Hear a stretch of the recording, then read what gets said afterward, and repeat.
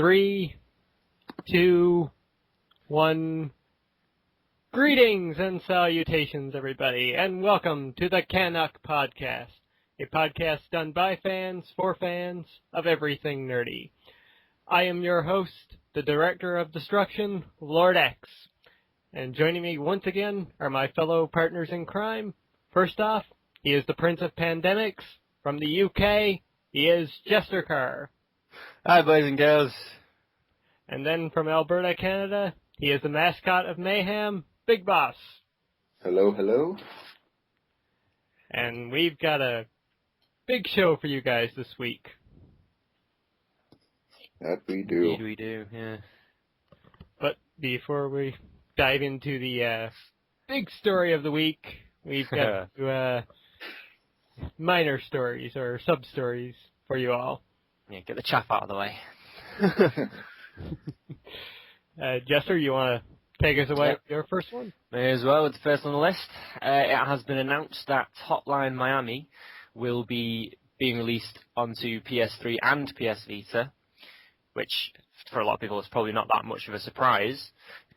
It's a highly successful game, ultra-violent, fantastic sound view, all that kind of stuff. It's a brilliant game. I've played it through and it is fantastic. What is particularly good, though, is that when you buy it, you'll only have to buy it the once, and you can play it on both consoles, both the PlayStation 3 and the handheld PS Vita, rather than buying two separate versions.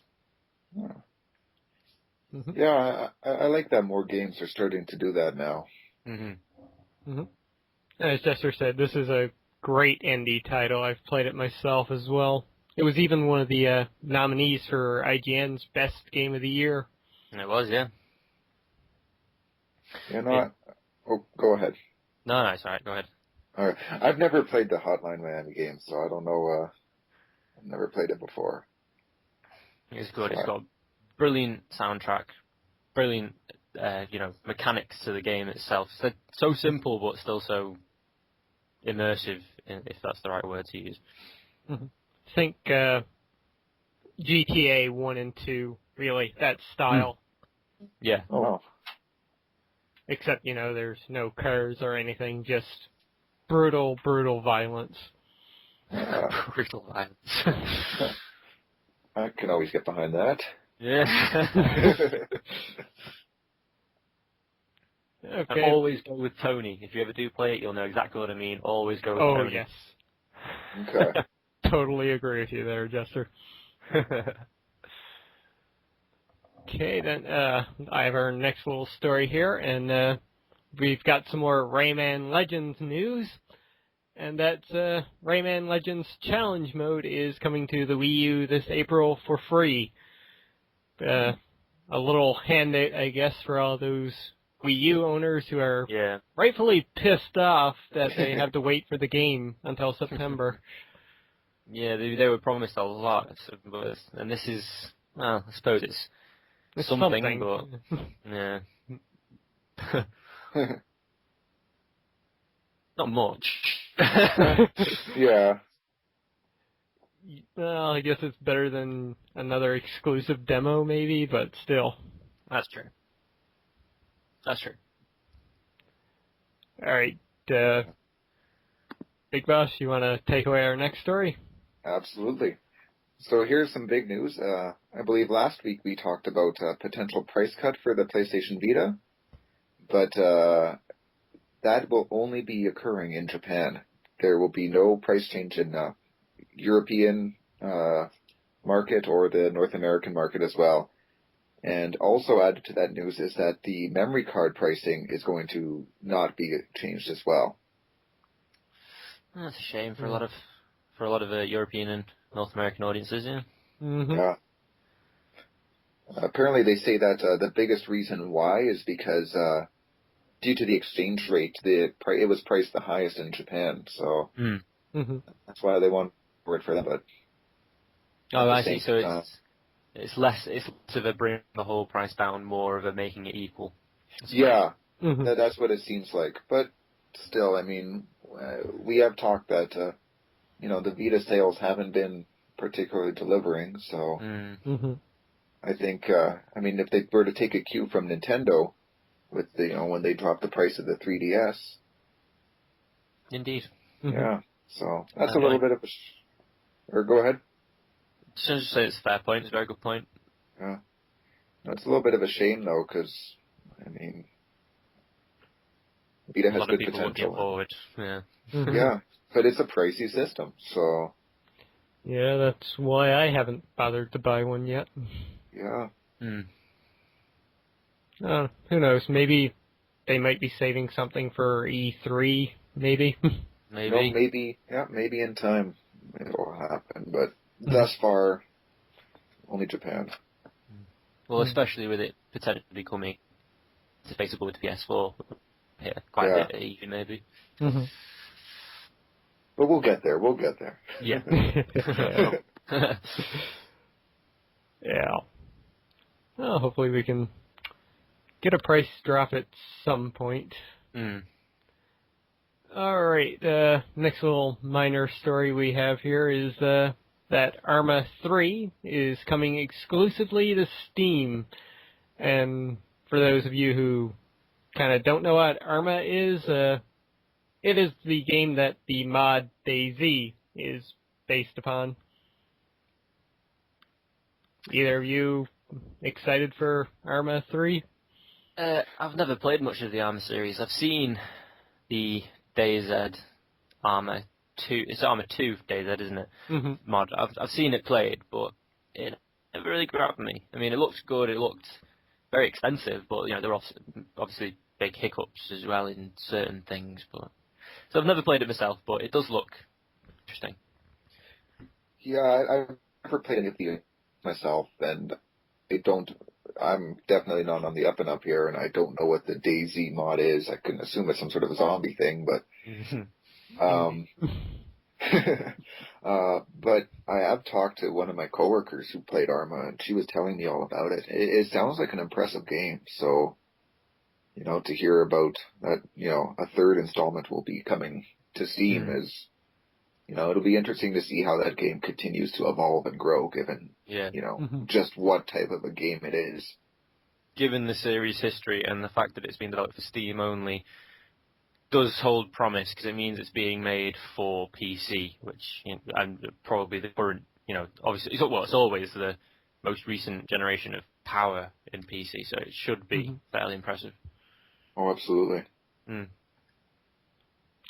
Yeah, I haven't played 2 myself, but I have several friends who tell me such good things about it. It's really in-depth military shooter. As probably realistic as you can get. That's what I hear, yeah. Yeah, and then I heard the same thing, and I don't know, to me that's, in some ways it seems really cool and appealing, but in other ways that kind of scares me. I'm not the biggest fan of these super most realistic games ever. I don't know, I'm not a hardcore gamer. Like, I game a lot, but I don't consider myself hardcore. I play things on normal and easy difficulty. I don't want to get shot once and die. I want to be able to have, like, regenerative health and all that fun stuff. So, for those who like the, the military shooter niche and who are big into hyper-realistic games, that's cool for them, but for me, it might be a little too intense for, a guy like me. I can understand that, actually. Yeah, I'm the same. I tend to play most games on, at most, like, one step above normal. And so, yeah, I can agree with you there. Now, speaking of uninteresting developments, Jester, you have our next story. Yeah, I picked this one because it's just prime candidate for picking out some fantastic piss take. News has emerged that Megan Fox has been brought on for the current Teenage Mutant Ninja Turtles project being produced by Michael Bay. Now, aside from the fact that it's going to be live action and made by Michael frickin' Bay, this is just another nail in the coffin as far as I'm concerned. Which is a shame, because I've been hoping that they'd be able to do something with the Ninja Turtles series. But yeah, so Megan Fox has been brought on board for it, presumably in the role of April. Who knows? That'll be fucking interesting. And this is unusual news in and of itself, talking seriously now. In that she had quite a fallout with Michael Bay on the set of Transformers 3. And Yes. yeah, somehow this has happened anyway, so it's interesting to see where this is going and why she's been selected, or all these good things. But I'm not happy. But unless we get a shot of her leaning over a motorbike again, I'm not interested. Well, that's what the internet's for, but That's true. Yeah, this movie just keeps getting better and better in my books. Yeah. It's like Michael Bay is thinking, how can I make this worse? And continues to go that route. Well, I suppose I can give him one thing. He's dedicated to his cause. He's picked, even though he's realized it's going to be shite, he's still going for it. Well, it could be worse. He could be Yui Bowl. Oh. So, I mean, at the very least, I think we can look forward to some explosions and cool. It's to see how many explosions you can pack into a film about Ninja Turtles. Yeah, but I mean, Exploding at least you pizza. can do that much. I do like the idea of exploding pieces, actually. Okay, then. Let's move away from the horrible, horrible movie news and into something that's quite fantastic. Ah, fantastic. I see what you did there. Thank you. All right. So this news is that the X-Men First Class's producer Matthew Vaughn director Matthew Vaughn will be acting as producer for the Fantastic Four reboot. This is promising. Very promising. Oh. Well, I suppose X-Men First Class was fantastic, straight off. Mm-hmm. So we can only hope he brings that fantastic to the film that has its namesake, I suppose. Mm-hmm. And he also did a great job with Kick-Ass as well, so... Yep. Yeah. And... So it could be that we're seeing... if he goes the Kick-Ass route, maybe we could be seeing something grittier. Or, to an effect, X-Men First Class was not entirely ungritty in places. Yeah, absolutely. The other thing is that, given that his involvement with X-Men First Class and now with Fantastic Four, perhaps it could be, trying to set up a kind of more cohesive Marvel universe, with him overseeing this one as well. Mm-hmm. I think they're both Fox, aren't they? Yeah. Yeah. Mm-hmm. I've not There has been things coming from Fox saying that they do want to make a connected universe, because they brought in Mark Miller to help them with that. Yeah. So Seems that could odd. be an interesting... It could be interesting, but it seems odd that they do this in tangent to Marvel Studios doing it themselves. Yeah. Well, they want to try and build on the same success, I guess, as Marvel. Very true. Who knows? And as far as Fantastic Four does, they do have a great director, too, for the movie. Yeah. The same guy who did Chronicle. I can't mind his name at the moment. Is it Jason Trench?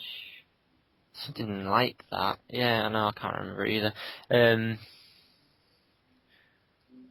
Chronicle director. Let's look this up, shall we? Yeah, I'm doing that on Josh my phone. Trank. Okay. You beat me. Josh Trank. So we're close. Kind of. Yeah, he did a fantastic job with Chronicle. So that's I keep using the word fantastic, but I do that anyway. Not to make too fine a point of it. But yeah, so he did a brilliant job with Chronicle. So yeah, I can see this working quite well. Yeah. Yeah, hopefully they don't go as Kitty, I guess, as they did with the first two Fantastic Four movies. I can see where you're coming from with the kitty. Yeah. Yeah. Mm-hmm. Yeah, like, give us Doctor Doom as Doctor Doom, finally. Yeah. And, you know, maybe not Galactus as a fucking cloud. Don't get me started. Good God. I'd even take the Galactus virus over freaking Cloudhead. Yeah, the only thing good they did with that movie was how Silver Surfer looked. Yeah, they did well on that, so yeah. Yeah, agreed. Good choice of voice as well for that one. Lawrence Fishburne. Yep. Good choice. Yeah. I'd hope they kind of get the same guy back to do the thing again, too. Except just the voice. Michael Chiklis? Yeah. Yeah. Just the voice, and have Thing be CG this time. Go like the same route Marvel did with Hulk. Yeah. Yeah. I agree there. Yeah, he did have a good voice for the Thing. He did. Mm-hmm. Alright then, so that covers us for our sub-stories, which we amazingly got through in 15 minutes or so. Yeah, powered through that. Yeah, it must be a record. Well, I think we're excited to get to the next part. Oh, hell yeah. Oh, yeah. Well then, let's dive right into that. This past Wednesday, Sony, well, they were gearing up for a big meeting, and everybody was speculating what's going to be announced. And as it turned out, everybody's hopes and dreams were actually very much true. Yep. Sony came on the stage, and they announced the PlayStation 4. Like there was any doubt, really. Come on. Yeah. Who knows? They could have swerved us and announced 5 more years Wonderbook of 2. history. No. But yeah. Could have come on and said, big announcement, boys and girls. We're merging with Microsoft. Although there are certain points of this where it does kind of seem like they're heading towards a more Microsoft-y approach in certain respects. Mm-hmm. Yes. Very much so. Let's go through what they announced and kind of pick it to pieces a bit, I guess. First things first, that opening video that they showed. That montage was amazing. It was. Yeah. Brought back a lot of memories. Mm-hmm. Exactly, yeah. Very reminiscent of a few very key moments of my childhood with my brother. Oh, certainly. Mm-hmm. One of the things I found funny, too, in that little intro, there was a section where the guy pretty much punches the XMB menu, and thing pops up, "We did not build a box." Yeah. Jab at Microsoft, maybe. Yeah. I didn't even realise that. Good point. Yeah. Yeah, other than that, so many great memories. I mean, even showing the old Crash commercial where he pulled up in front of the Nintendo building. Yeah. Alright, so they started off just talking about the history a little bit. They got that and the, I guess, weird out of the way right off the bat. And then they moved into talking about the actual specs of the system, and holy shit. Yeah, holy shit indeed. I mean, part of it is why I mentioned just a minute earlier why they seem to be going a sort of almost Microsoft route. It's they've opted for basically supercharged PC architecture. Mm-hmm. This is an interesting approach for Sony, but it's incredibly promising nonetheless. It's good to see them embracing the next step rather than being stubborn and trying to do it their own way constantly, if you know what I mean. Yeah. Yeah. Well, I remember. Go ahead. Well, I still remember when the PS3 launched, and a lot of developers were having a hard time working with the PlayStation 3's, its systems. It was hard to develop for. Mm-hmm. So, now by choosing, basically making it just a supercharged PC, I think it'll make it a lot more developers are going to be, find it easier to work for because they're familiar with its architecture. Yeah. They seem to stress that quite a bit, yeah. Mm-hmm. Yeah. Simple, but immersive. Yeah. You want to take us through the rest of the specs there, Jester? Yeah, the specs in detail, I'll just shout out the names to you. The x86 CPU, an enhanced PC CPU, they apparently work in conjunction, 8 gigabytes unified memory, and a HDD. Now, obviously, all these things are all just kind of words if you don't know what you're talking about, like me. But I've done a little bit of research on each one and what each one kind of does. And basically, I'm not going to bore you with the details, but you can find a list of the full specs pretty much everywhere on the internet. So it's easy to find the information yourself. But with the way these things come together, as we've already said, it's a supercharged PC architecture, but it's such that the speed and memory available is nearly unprecedented in combination as a single package. Mm-hmm. The 8 gigabytes of memory, unified memory alone is incredible compared to what like the PlayStation 3 has. Yeah. Yeah.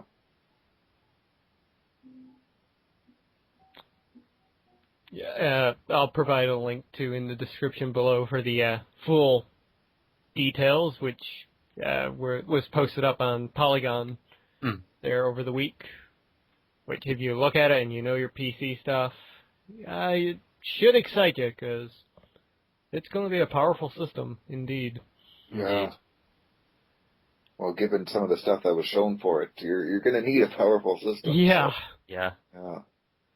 I'm particularly looking forward to Quantic Dreams.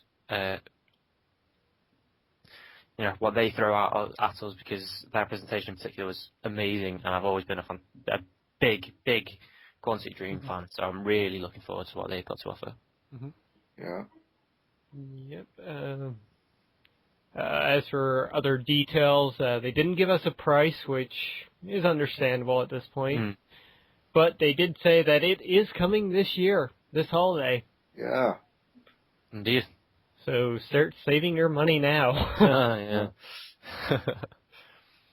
It was good to see as well that the new controller, when everyone was seeming to be so worried that they were going to be abandoning DualShock altogether, but it was actually just another evolution of the same dual design, just with improvements. Yeah. Yeah, I was so happy to hear it being called the DualShock 4. Yeah.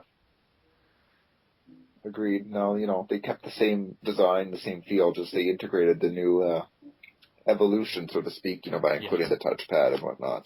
Yeah. So. It looks a little bulkier too, I guess. But I suppose that's probably just to accommodate the touchpad more than anything else, I suppose. Yeah. But again, between now and when it launches, it could change a bit. They could manage to streamline it a little bit. Yeah. Yeah, because, they didn't even show us the system itself at the meeting. Yeah.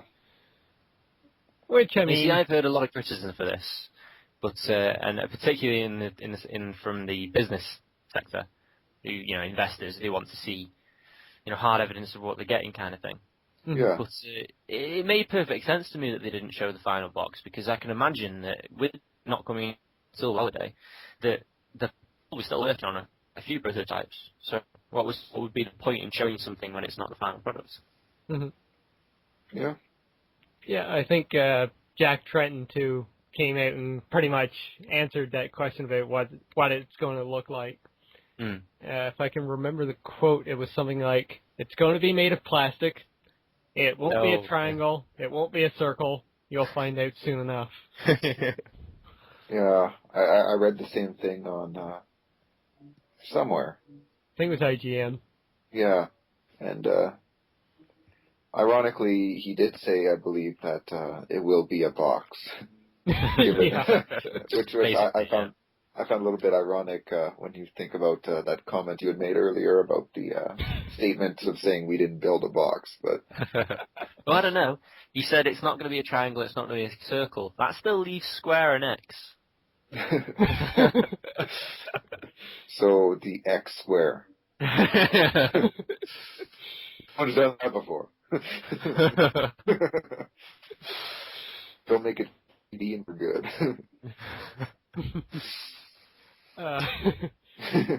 Oh man. So aside from the DualShock 4 controller, we also know that the system's going to still support the Move controller. Yeah, Yes. in a very interesting way, yeah. Which was actually made cool by Media Molecule. Like, I mean, who knew that was possible? I know, I might have to actually hook up my Move system now. I mean, I might have some use for it yet. Yeah, same here. Mine's just been sitting there for months now. I Yeah. never actually got them. I completely bypassed that. Well, when I bought my new PS3, after my old one crapped out on me, I bought the Move bundle thinking I might actually use it, and never once hooked it up. So at least it'll be good to know that, it's still, going to be integrated with the PlayStation 4, so I didn't waste my money on it. I can still get some out of it in the next generation now, too. Especially if they give us something like Media Molecule was showing. I mean, Yeah. if they can make a game for the Move, if it's anything close to that demo, I'll buy it. Yeah.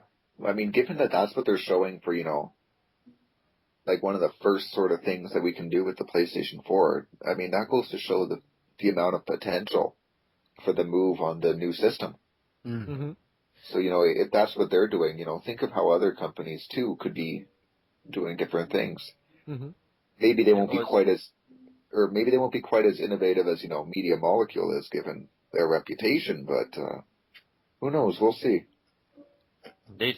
But having looked at that having watched that presentation as well, they've done quite well to open possibilities for the PlayStation line to be moving into some very new areas as well. Because if you think about it, what they were doing in their demonstration with the clay, the models in clay that they were basically drawing with the Move, they're opening up the potential that somebody could release software aimed towards artists, particularly graphical artists, and just leave it at that. It's not just developers who would use that as a tool to develop a game, perhaps, but actual graphical artists who would make something in digital art that way and then release it through the new sharing capabilities. Yeah. Whole new market. That's true. Yeah, I didn't think of that. Yeah. Not just a system for gaming, but, also for artistic purposes, too. Exactly, yeah. Yeah, and, well, next up here, something that we actually called on the last podcast. Yeah. In regards to the Vita. Isn't that right, Big Boss? Yes, we did. Yeah, so apparently, the Vita will be able to be used kind of like a Wii U touchpad controller, and you can play your PS4 games on it. So, yeah, as we had mentioned in the last podcast, kind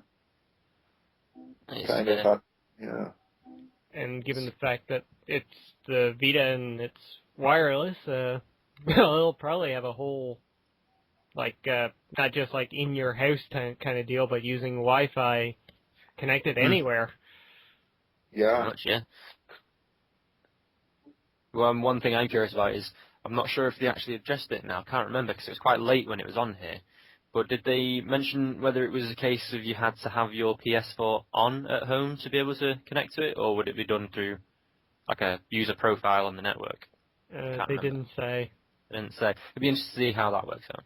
I would assume you'd need your system on or in standby mode at least. Because they did say something about how it was like an extension and it was using the power of the PS4 while it was doing it, wasn't it? I think. So yeah, probably would, yeah.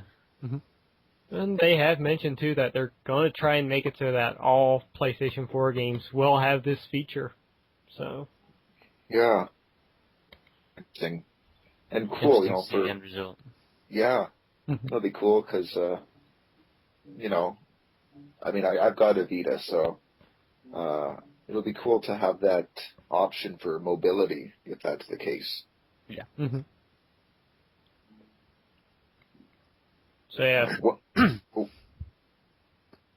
One thing though, that actually isn't on our notes that I actually read is that the PS4 will not be compatible with DualShock 3 controllers. Oh. Yeah.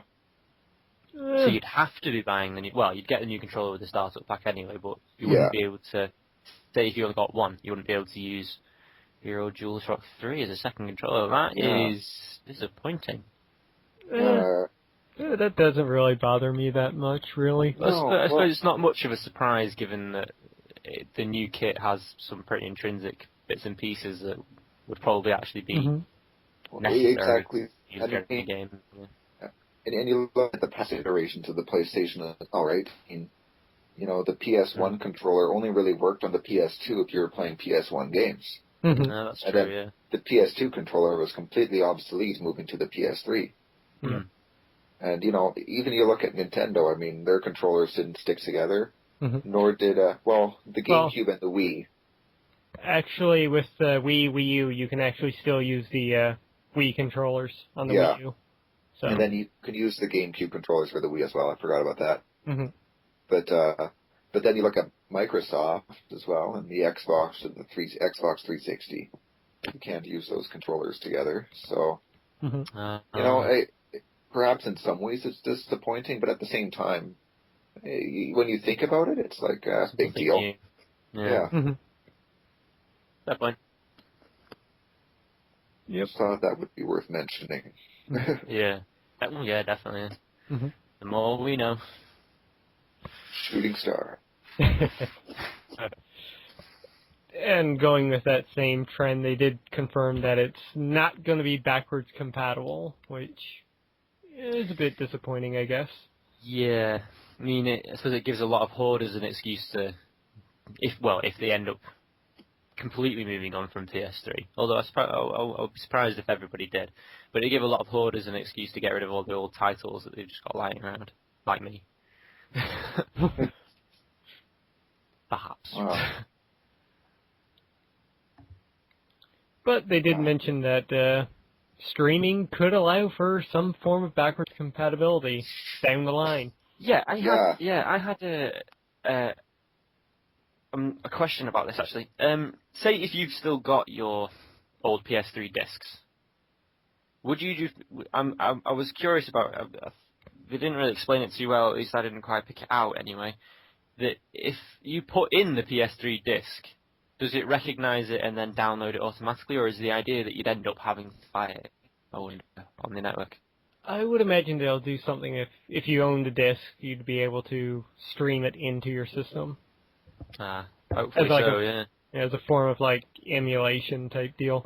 Yeah. Yeah. I hope so. I agree, because I mean, we addressed, we mentioned the lack of backwards compatibility with the consoles, so it would kind of suck if they just said, okay, your PS3 games, forget that. I mean, I'm still hoping for PS2 games on my PS3. Now I have to start worrying about wanting PS3 games on my PS4. So I suppose they're trying to kill two birds with one stone. Just saying, we'll stop waiting for the PS3, just get PS4. Yeah. We'll have everything. But there you go. Yeah, so that's where the streaming is an option, but not at launch. Well, probably not at launch, apparently. Yeah, I think they said that they're going to try for PS3 right off the bat and work on the other ones after. That makes sense. And who knows, maybe we'll get a PlayStation 3 Classics section on the PlayStation Store. PS3 Classics, that's... They're so new, I can't wrap my head around that. It is an insane prospect, isn't it? Yeah. Yeah. So it's like the radio station at my work does the retro years, which is basically, old music. Today it was 2009. Oh, Jesus. No. It's apparently a retro year. Oh, God, that's painful. That is painful. Just a sign of how fast things go these days. You had said 90s there, I would have grown, but 2009. I'm still getting used to people calling Nirvana classic rock now. But Exactly. Yeah. I'm already having a hard time accepting the 90s as being, classic music. I know, yeah. Given that, I mean, there was some great stuff in the 90s, but Yeah. it's just, I mean, being a child of the 90s, it's just too recent. It's too ingrained in memory. Mm. Oh. So we all just sort of fell into nostalgia mode for a second there. Yeah. Realize how old we are. Oh, man. But I digress. I think we all did. Yeah, something that a lot of people are going to be very pleased about as well is that the PS4 entertainment system. I'm saying that because it's looking more and more like it's just not just for gaming. We'll also allow for Netflix, Amazon TV, and Hulu Plus as well. I think we all saw that coming. Yeah, we all saw that coming. It's on everything these days. Yeah. Yeah. It's good to see it. That's being approached. Basically, that the PS4 is, and particularly since this is Sony, an entertainment company, not just a gaming company or not just a computer company or anything like that, is remembering the fact that they can very easily be multimedia with pretty much everything they do. Yeah. Yeah, I'm glad they just touched on it briefly and kind of moved on. Yeah. Didn't make too big a deal of it. Yeah. I mean, Unlike, it's not. go on, Bus. Yeah, it's not a huge shock by any means, so, they don't really need to elaborate on it, I don't think. Exactly. And neither do we, probably. Yeah. Yeah.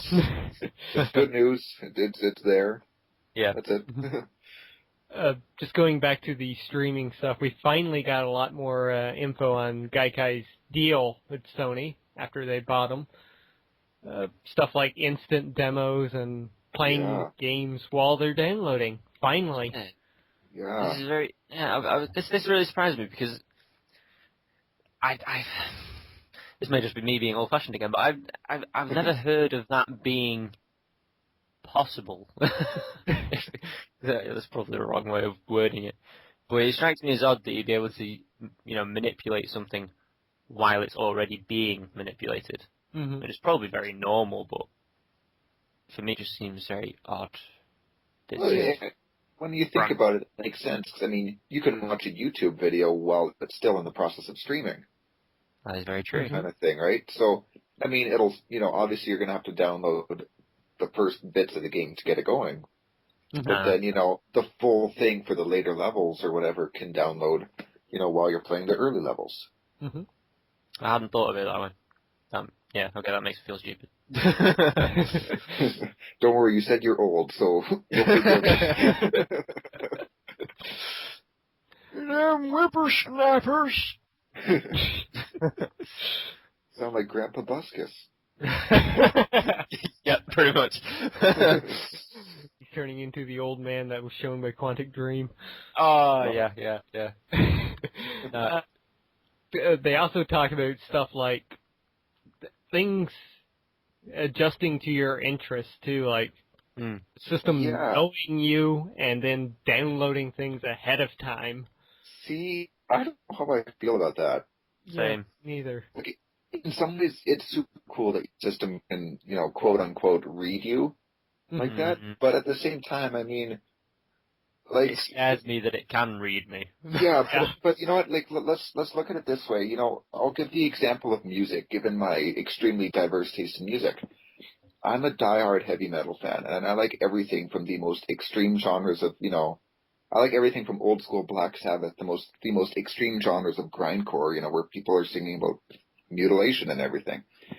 Yeah, no, so, but and that's where if my PS4 were to read my music, it would keep giving me stuff like that, like, more Cannibal Corpse, more Napalm Death, all that stuff. But what it doesn't know, based on that, is that I also love Taylor Swift. It's not going to have any way of knowing that, So it's just going to assume that I like everything under this kind of thing and just keep pumping that out. Yeah. You're never going to see those other little things you like as well. The thing that popped into my mind was, like Netflix, the recommendation section. Yeah. Sometimes I don't know. I've had some very bad recommendations. Yeah, same here. I think I've had a few like Yuli Bowl movies pop up there for me at times.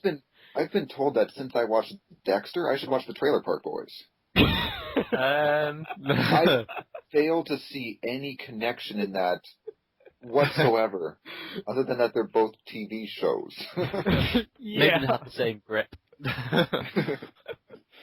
So, you know, I kind of think that this is going to be a feature that, you know, people will kind of look at it. Maybe they'll get one or two cool games out of it, but yeah. I don't think it's going to be that great. I mean, you know, machines can only read us so much, right? Yeah. And going with this too, going back to the specs, hopefully we get a large enough hard drive for this too. Yeah. Like, so it's going to keep packing up like that, yeah. Mm-hmm. And just see how exactly it's stored. Yeah, I mean, with my old 60 gig PS3, the moment we had to start installing games on it, that 60 gigs went away very fast. Yeah.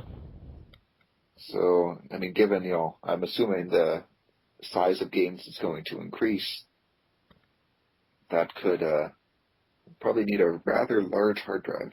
Mm-hmm. Yeah. Indeed. Unless you start integrating cloud as a standard in that respect, at least. Yeah. We'll see, I suppose. Mm-hmm. Okay, let's move on to some of the stuff that was shown.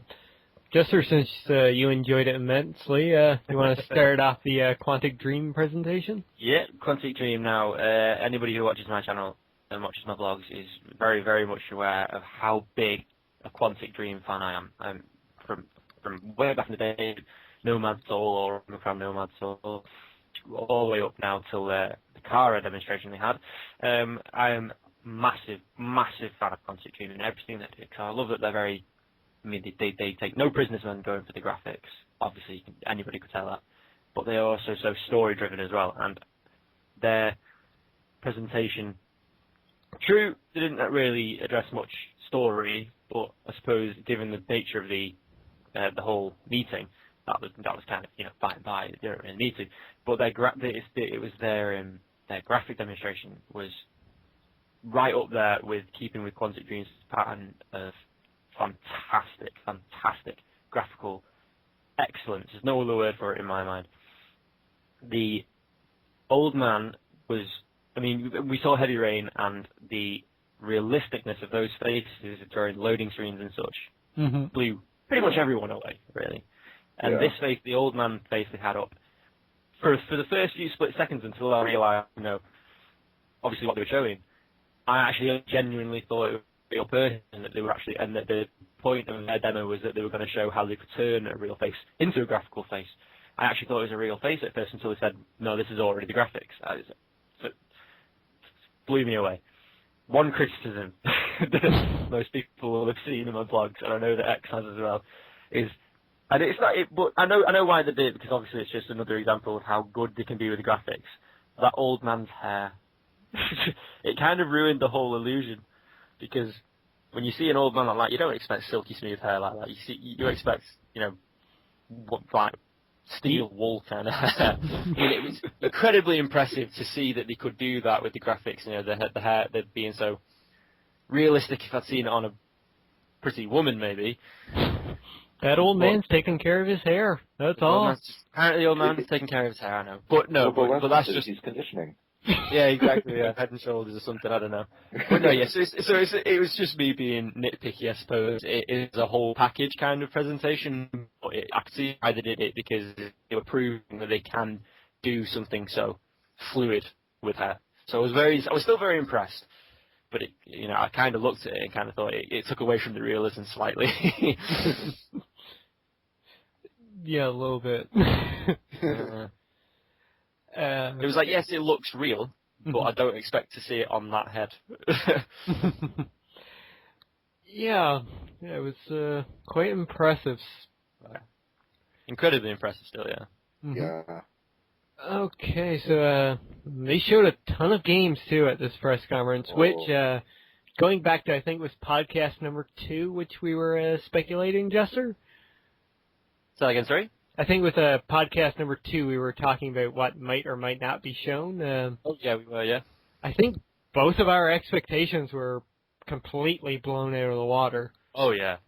I mean, I'm one of those kinds of people that purposely doesn't get their hopes up too much. I mean, there's things I obviously hope to see because, well, Quantic Dream, I always hope to see something from them, but I tend not to try and get my hopes up, but even so, even if I had let my hopes get up in what was in my head, I'd still blow way out of the water.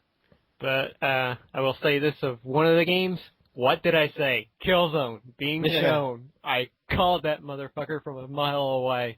Yeah, I think everyone kind of did, not just you. Yeah. But with that in mind, it was Damn great it, I'm to taking see. credit for it anyway. It looked spectacular. Like when they showed, I believe it's Vecta, is the world that it's on. Yeah, I think so. Yeah. Yeah, when they showed Vecta, and, the aerial approach and everything, it was just incredible. And then to see it in action as well, not just a trailer for it. And Killzone has colors now. Yeah, you're no longer in just war-torn environments all the time. Mm-hmm. I think that was one of my biggest criticisms with number 3. I didn't enjoy number 3 that much.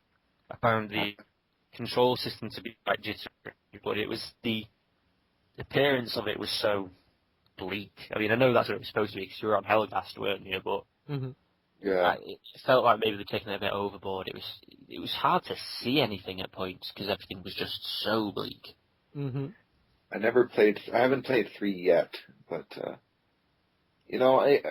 I think that's my criticism for a lot of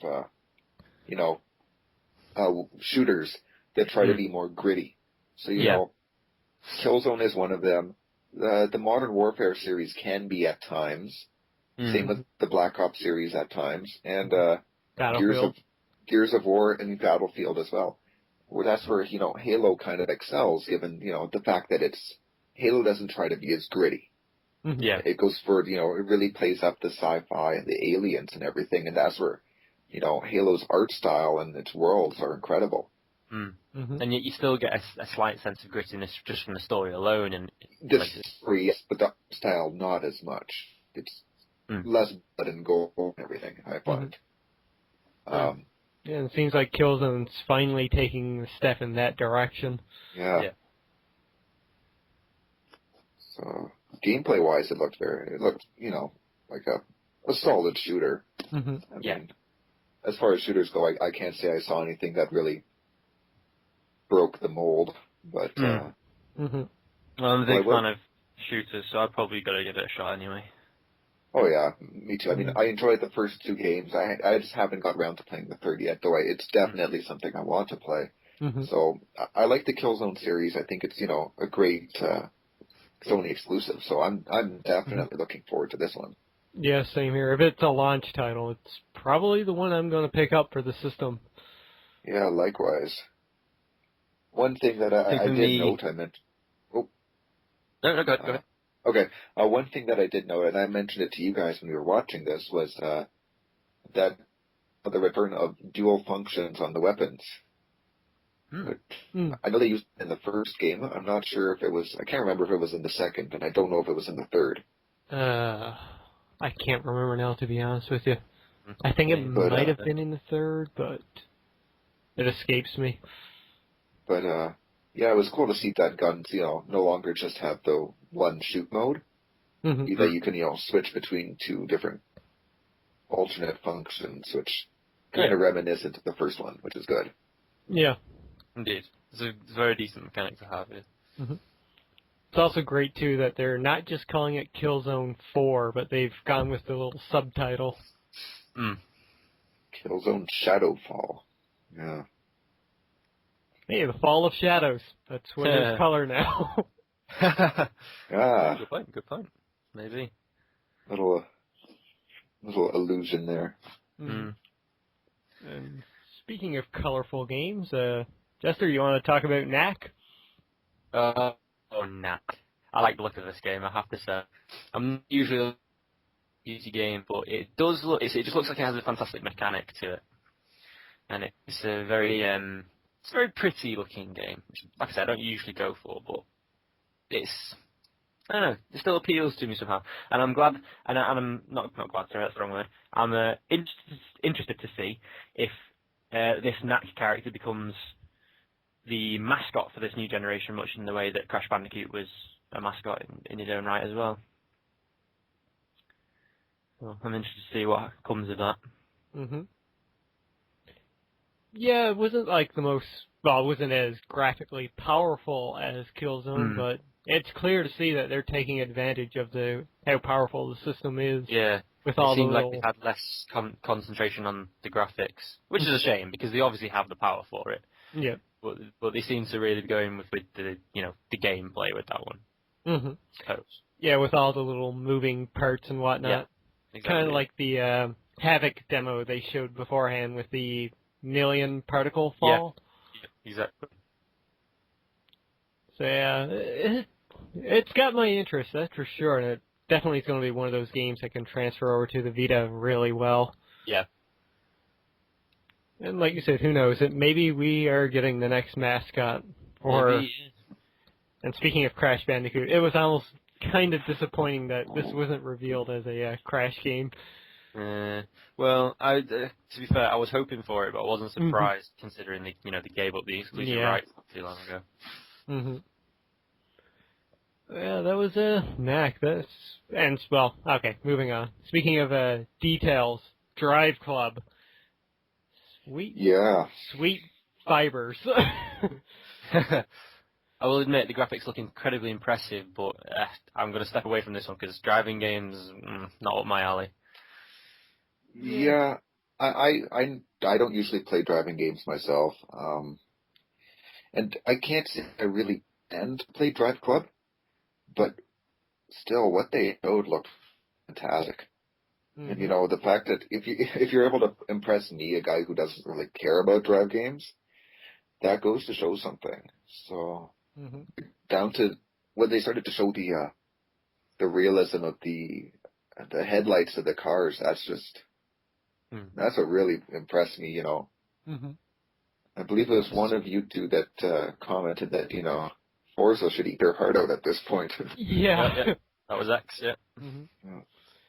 Yeah, because like Forza was incredible seeing the stuff that they did, but this was 100 times more in detail.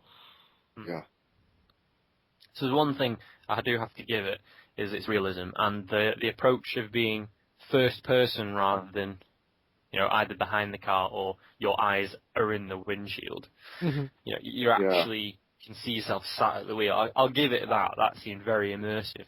And if they end up coming out with some sort of steering wheel controller with a gear stick and everything, I'll be straight for that. I'll give that a shot. Yeah. But in general, driving games are not usually, so I'm not too excited to jump on it. Yeah, one thing that looked cool though was when they showed the kind of social level that this game has. They demonstrated that little bit that we saw. I thought that was it was really neat that they didn't just show the game, but they showed its the functionality of it using the new features of the PlayStation 4 as well. They're very interesting capabilities there. Yeah. I have to admit. It's kind of interesting Sony went with this one. I mean, where's GTA 6 at this point? Well, you mean GT6? Yeah. GT6, sorry. Yeah, I'm like, GTA 5 hasn't even come out yet, X. Like, we have to wait like 5 years, man. Slow down. That just got delayed and you already want 6?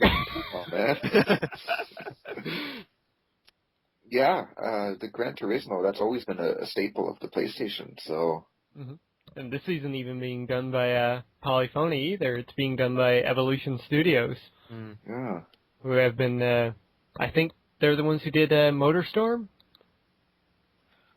I think they are. I could be wrong, but if it is, this is a drastic change for those guys. I don't know. I'm trying to look it up, but I'm not finding anything. Yeah, I'm trying to check, and my internet's for some reason really slow.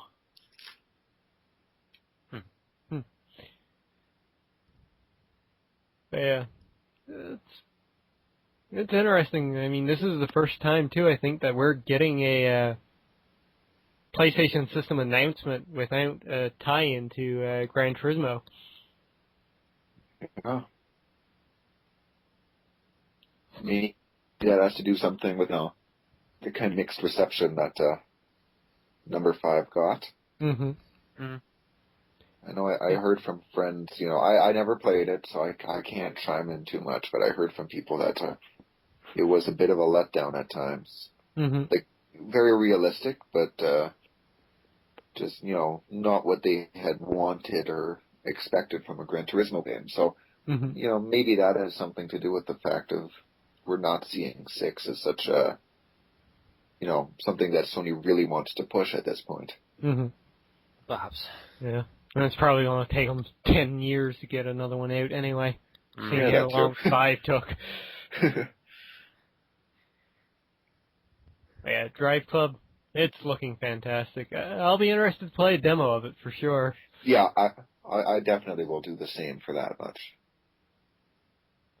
Okay. I won't. Well, Come on, be Jester, that you way. don't even have to download it anymore. Instant demo, remember? Just stream it. Oh boy. Okay, no, aside from big games like that, we also got confirmation that Sony is continuing the trend with the indie games. Yeah. Which is a fantastic sign, because, as we all know, Success of Journey, yeah. Journey and The Walking Dead, so... Yeah. We've got the next game from Jonathan Blow coming. That's The Witness, and it's going to be a timed exclusive on the PlayStation 4. Nice. It looked simple, yet still good. Mm-hmm. It reminded me of Myst, that series. Yeah.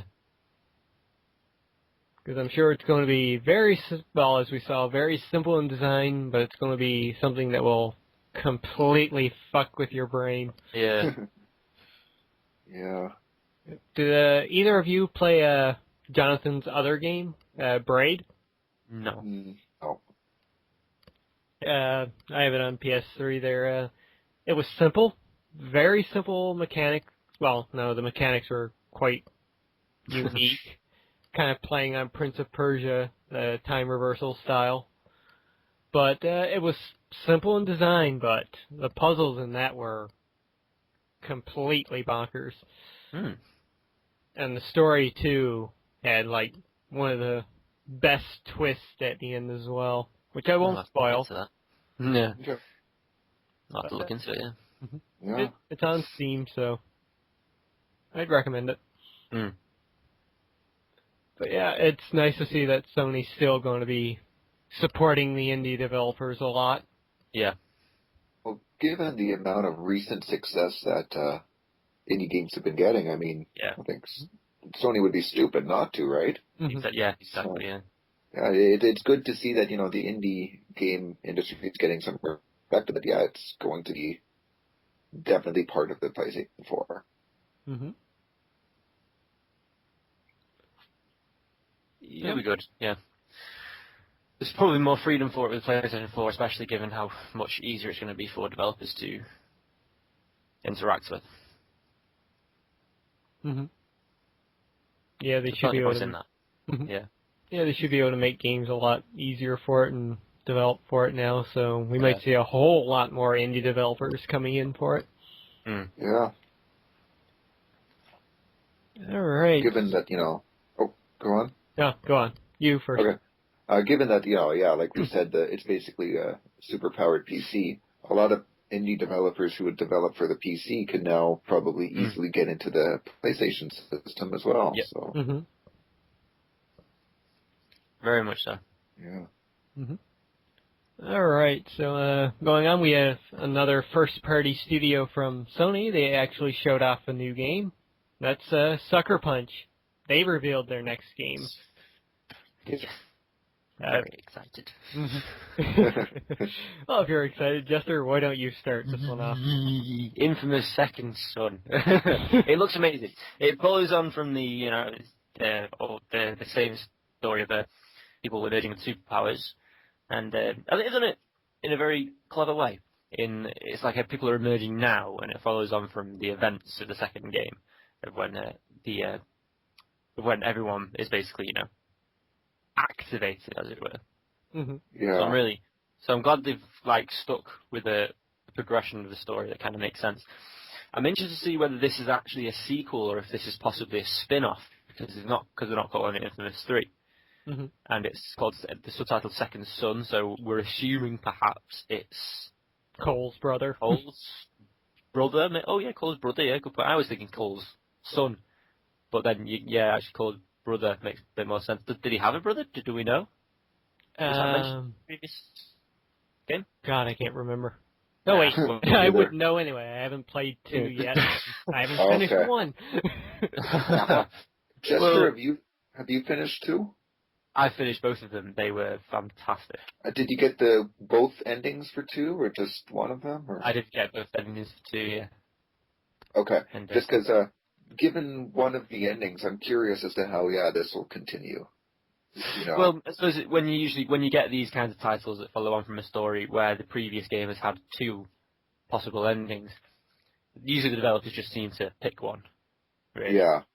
I mean, I think the new Army of 2 game that's coming out is ignoring the fact that you could have made the choice to kill your partner.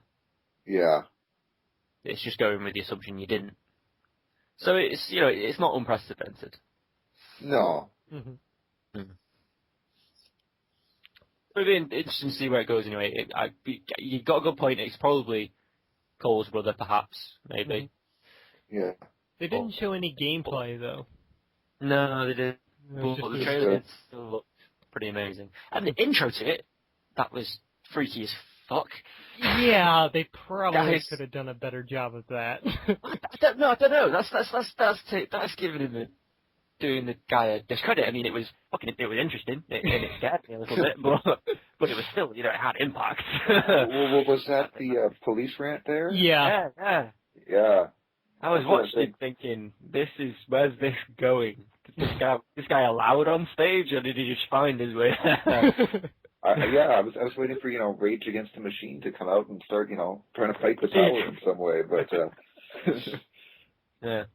I definitely think that from the way the trailer looked and the way the announcement as a whole was approached, it seems kind of grittier and darker than 1 and 2 were. Yeah, very much. Which so. I quite like in that sense. I know I never played them, but I know the games were considerably darker. Mm. And I heard people often compare Prototype to Infamous, so. Yeah, they both released at the same time, so. Yeah. I suppose in that respect, and in the open world respect and the free running respect, so Prototype can't really call it free running such. Yeah, they're quite similar, but still so immensely different at the same time. Yeah. But I can see where it could seem that it's being similar. Uh, And it's interesting that the main character seems to be. You can see elements of Cole's powers, but you can also see elements of the. What was the girl called? The girl with the fiery, oily powers. Can't remember her name. Oh, crap! I forget her name. Yeah, she seems that the main character seems to have elements of both Cole's powers and her powers, which is why I'd assumed something to do with him being Cole's son. But it makes more sense with continuity in the time period that it's probably not. So who knows? Her name was Nyx, by the way. Nyx, that's the one. N-I-X. I believe I never played the Evil story, where I believe you team up with her. I believe at one point, doesn't she have a son? Not that I remember. No, she has the monsters are her. She calls them her family. Oh, okay. I don't think so. I was just looking at the achievement list, and one of them said something about Nyx and her family or something. So Yeah, for some yeah, reason that achievement was to do with the monsters because she starts to be able to control them. Oh, okay. Yeah. All right. Avoiding the sex jokes now. Big Boss, you want to take away the next game that was shown by Capcom? You take away the sex jokes and ask me to deliver this. I mean, what do you expect from me? All right. Well, no sex jokes here. Capcom is going to be giving us their new title, Deep Down. Yeah, I'm really fighting a lot of urges here. I gotta say, what they showed looked absolutely spectacular. Mm-hmm. Yeah, they were running it on a new engine, which was designed for the PS4, and graphically it looked cool, and gameplay it looked interesting. Mm-hmm. So yeah, It's interesting they've gone for the what's the phrase? It's interesting that they've gone with an established game theme, knights and dragons and all that kind of thing. Mm-hmm. yeah, But you've definitely brought a very, well, I won't say new approach, but they've kind of brought back an older approach that hasn't been done in a while, Mm-hmm. which is very straightforward. Knights, dragons, none of the chaff in between kind of thing. I think they mentioned afterwards it's kind of not like Knights and Dragons. Not only that, it's like you're going down into this like cave thing, or a cave area. Like, the 4 characters that they showed there were pretty worn down, I guess you could say. Like, they're explorers, they're not like actual full-blown soldiers or knights. Oh, okay, so I misunderstood. Okay. and that would also make sense given the title. Mm-hmm. It would also make sense given the title of the game, Deep Down, kind of, progressing down into a cave. And I believe Deep Down was a working title. Yeah, I think so. They said that, yeah. Yeah, oops, I missed that. Sorry. Mm-hmm. Though, on the topic of Knights and Dragons, it kind of maybe looks like a next-gen Dragon's Lair with the style of gameplay. Yeah, I think that's what I was, what I'd noticed that made me think my previous comment. Yeah. Yeah. Which, I mean, I'm all for. It would be a great cinematic experience, that's for certain. And then they had the little social aspect pop up at the end of the video. Yeah. I mean, way over my head. Was that the one? That was the same one. Yeah, with the picture of Blanca. So it'd be interesting to see how they put that into it, like asking people for help, an extra potion or a better sword, maybe. Yeah. Okay. Next up, another third-party developer showed off something they had shown off before. Yeah. And that's Square Enix. They revealed that Argo Prophecy tech demo once again. Which, I mean, that was disappointing. Very. I mean, if they'd said, we know we've shown this before, but here it is again, I'd be fine with it. Yeah. But it's the kind of implied through omission of any kind of indicator that it was somehow brand new. The way they introduced it, they made everyone think, oh, this is going to be something brand new, something fantastic, and it was just something we've already seen before. It was disappointing. Yep. And then to continue that disappointing trend, they were like, oh, and one more thing. We're going to show a new Final Fantasy at E3. Which, I mean, at this point, is it going to be new? I mean, this could be Versus 13. Yeah. Well, I don't know. If they say it's a new Final Fantasy, I don't think they'll show us something that we've already seen. Really? Maybe that's just me being optimistic, but given what I don't. Yeah, you see, it's ironic given that, what we just said, but I don't know. I'm trying to be optimistic here. Yeah. Well, I suppose in the PS4 meeting, they didn't say, "Oh, this is new." They just didn't say it was old. So, I mean, if they were to show us something we've already seen again at E3, at least this time they would actually be going against something they said in words that this was going to be something new. So I can see the optimism. Optimism is there to be had. Yeah, same here. Yeah. I want to love Final Fantasy again, and I'm the same way. 12 was good. I enjoyed it. Never finished it, but what I played, I enjoyed. But then, and then there's 13, which is something else entirely. And, the fact that it was like 13 was a disappointment. To me, it was. I know lots of people who love it, but to me, I found I found 13 to be a disappointment. And then even more of a disappointment was the fact that they said, hey, let's take our mediocre Final Fantasy game and give that a sequel. And then, hey, let's take our mediocre sequel to a mediocre Final Fantasy game and let's give that another sequel. Yeah. Yeah, that's brilliant. But this other Final Fantasy 13 spin-off game that, was announced way back in the day, I think it was 2005, called Versus 13. Let's just kind of put that on the back burner for now. Yeah. That kind of killed a lot of my... That's what makes me, not love Final Fantasy the way I once did. So... Yeah, I was watching, I think, Screw Attack's reaction to the whole meeting, and the thing they brought up about Final Fantasy 13 was, maybe it was that way simply because they streamlined it out to the 360 as well, to reach a broader audience. Because, well, if you look at it, PlayStation has more of a RPG focus, more fans that support it, unlike the 360.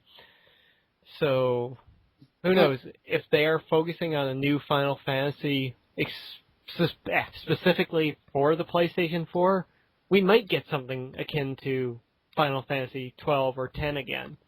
Or I'd be hopefully happy with 9. Final Fantasy. Yeah, there you go. As far as I'm concerned, Final Fantasy, I have no flaws with any game up until 10. And then once they got to 12, like, while I enjoyed 12, I still prefer the classic, turn-based battle system that you saw in, 10 and previous iterations. 12 was cool for trying something different, and I still much prefer 12's combat system to 13's. But, I definitely feel that a good, next step for Final Fantasy would be to go back, take a few steps back and to, as we said last podcast, the turn-based combat style, it's perfect, Yeah, it doesn't change.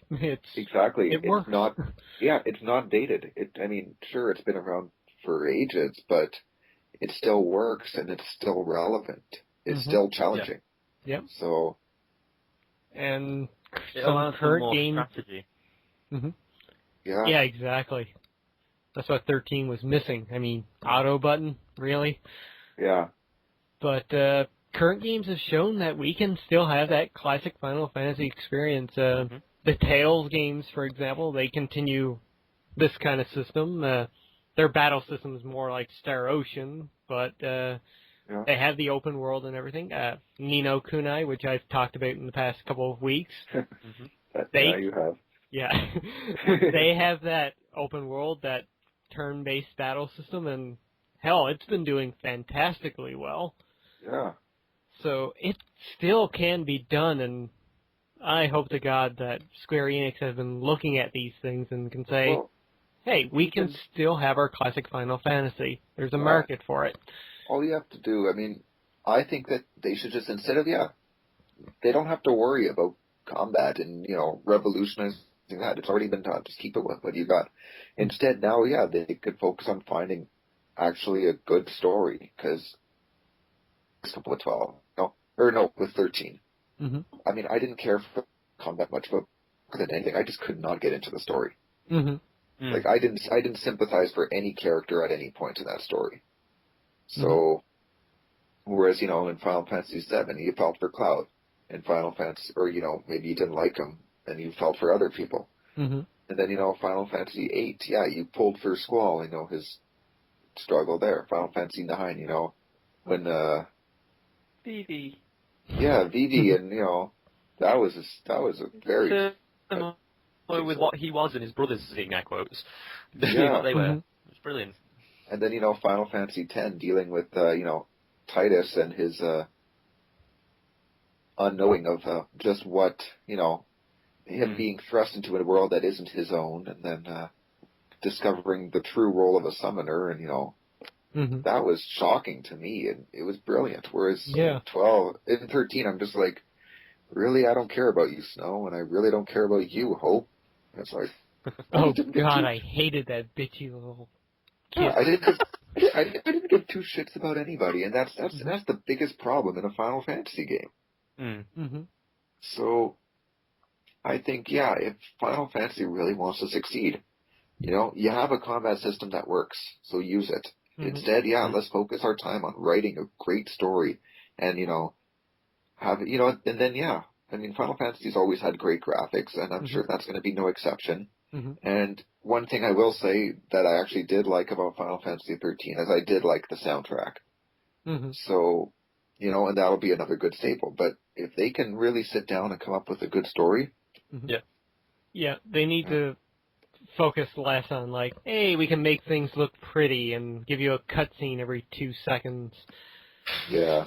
Like, make it like the old Final Fantasies where you kind of work towards the cutscenes, and when you finally saw one, you were like so amazed, and you felt rewarded for what you had done. Yeah.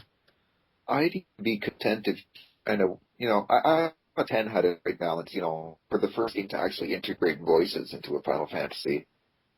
10 had a good balance of cutscene to gameplay. Mm-hmm. But personally, I wouldn't even be opposed to kind of maybe even going a little more old school and having good old text boxes. Yeah.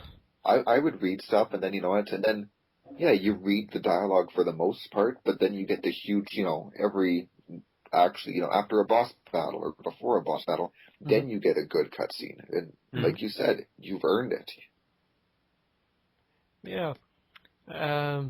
If you look at like some of the PlayStation Store buy charts, almost every single month now, if you look at the what people have bought in the PlayStation 1 Classics, almost every time the top 5 are like Final Fantasy 7, 8, and 9. Yeah. I mean, like, people still love those games so much. Oh, yeah. We don't need anything new. We want old school again. I mean, there's a reason why, like, I'll replay Final Fantasy VII regularly. It's one of my top 3 games of all time.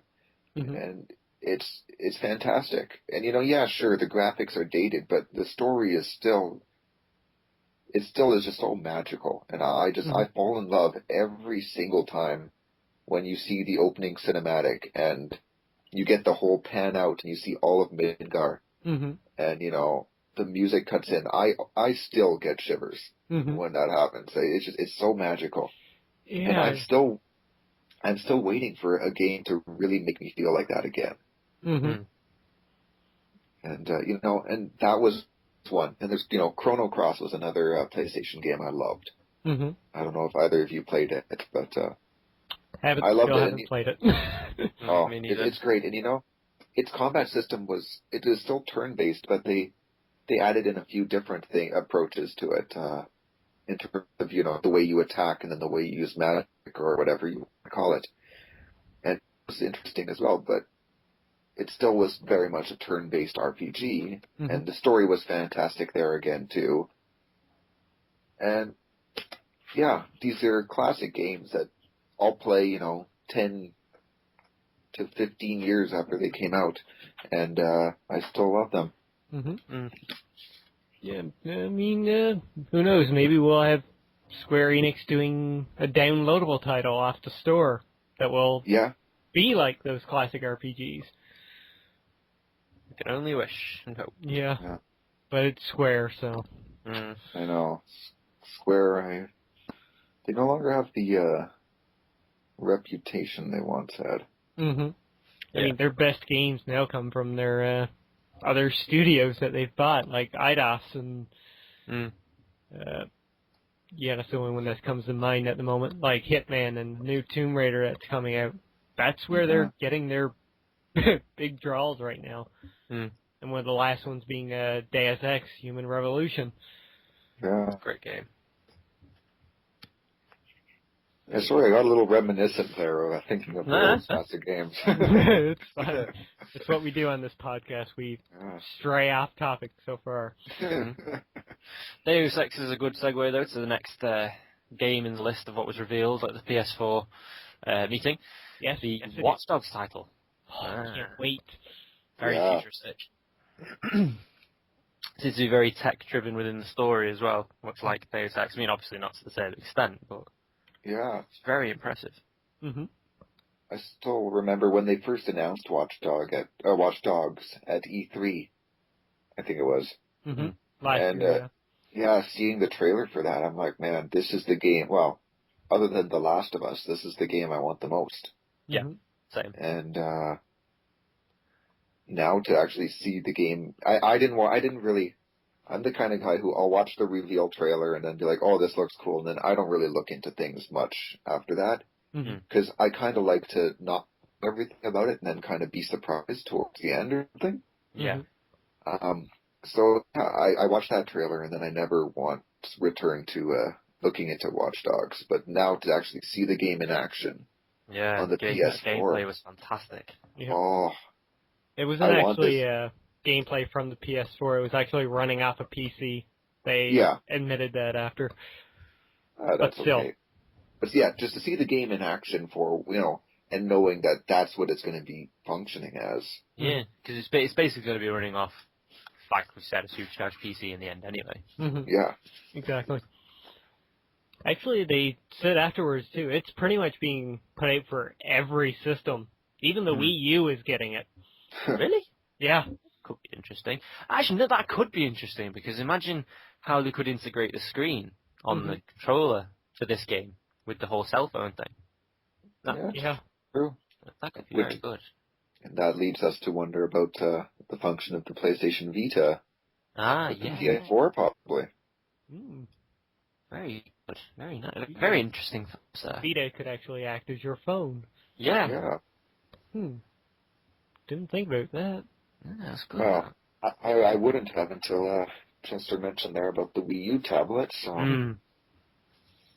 yeah, that brought us back to the PlayStation Vita. That's just added goosebumps right there. Just out of curiosity, is that possibly going to be a launch title for the PS4? Probably. I didn't catch that. They are saying that it's coming this holiday season. Yeah, so. It's been in development for a good long time, so I can't see them being far off finished. It's probably, All right. Okay, next game being shown here, which was incredible since the developers behind it. Yeah. You take it away. Sorry, are we being sarcastic? Because I want to be sarcastic. Well, that's just you, okay? I mean, you guys remember my reaction of the moment I heard the music. I'm like, no way. No fucking way. Diablo 3 for the PlayStation 4. And 3. And 3. But this is a PlayStation 4 conference, so, well, there was talk about it coming to the PS3 at one point, so now to, find out it's coming to the PS4, even though I guess maybe to some extent people saw it coming, I was still shocked and thrilled to hear about this. And to have Blizzard there at the meeting to Yeah. announce it. Like, their first time ever doing a console presentation. Like, it's groundbreaking. Oh, absolutely. Absolutely. Now, it begs the question, too. They did mention, like, a deal with Sony through this. could we possibly see other Blizzard games coming to the PlayStation 4? That's a good question. I wonder about, StarCraft 2. Or, I don't think at this point Blizzard would bother putting World of Warcraft onto the PlayStation. But who knows? But no, given that... I'd be surprised if they did. Yeah, because, I believe Blizzard has talked about this, we're reaching the end of World of Warcraft's cycle. Mm-hmm. And I think I have friends who are diehard Blizzard fans. Mm-hmm. And they have talked about a next MMO project for Blizzard as well. Mm-hmm. Yeah, Project Titan. Yes, that's what it's called. I forgot the name. So, perhaps that could be being planned as for the PlayStation 4 in the future. Mm-hmm. But I would doubt, at this point, why bother bringing World of Warcraft into it if, mm-hmm. they're just going to move on to something right away. Yeah. But, well, we saw some MMOs on the PS3. We've gotten DC Universe there. Yeah. So with the PlayStation 4 and all of its specs, we know it can handle MMOs. Oh, yeah. So. Yeah. And I know Final Fantasy 14 is in works for the PS3 as well. Mm-hmm. Which is another MMO. So, if the PS3 can handle MMOs, then, well, if the PS4 is a supercomputer, basically, mm-hmm. Yeah, why would it not be able to? very good point. Yeah. As for Diablo 3 itself coming to the PlayStation 4, I might finally actually play it now. Yeah.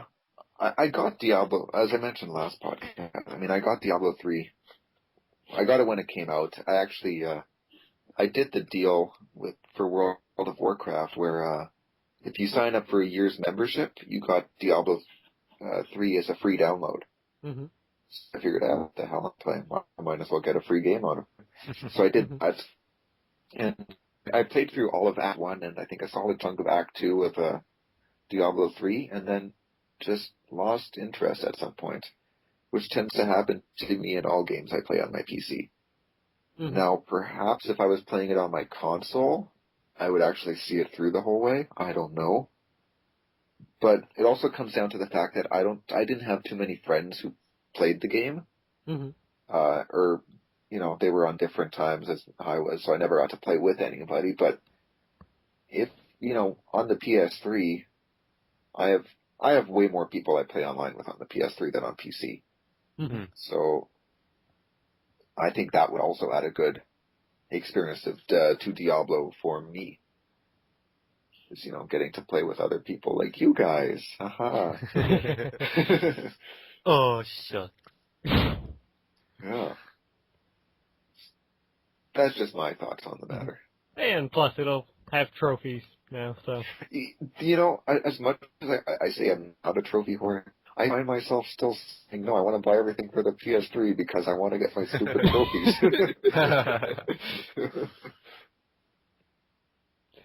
Okay.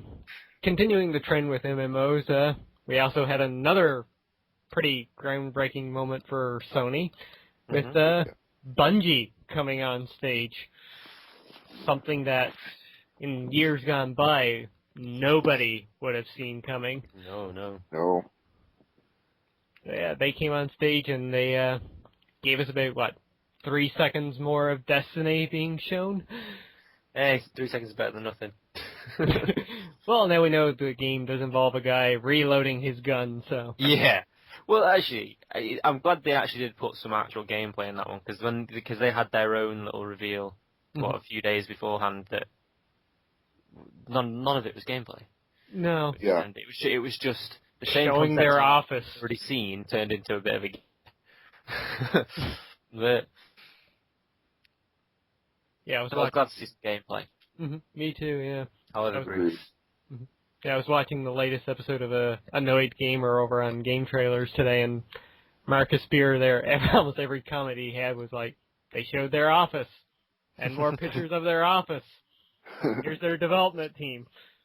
Here's a piece of concept art. Now back to the office. Which was very true. True, yeah.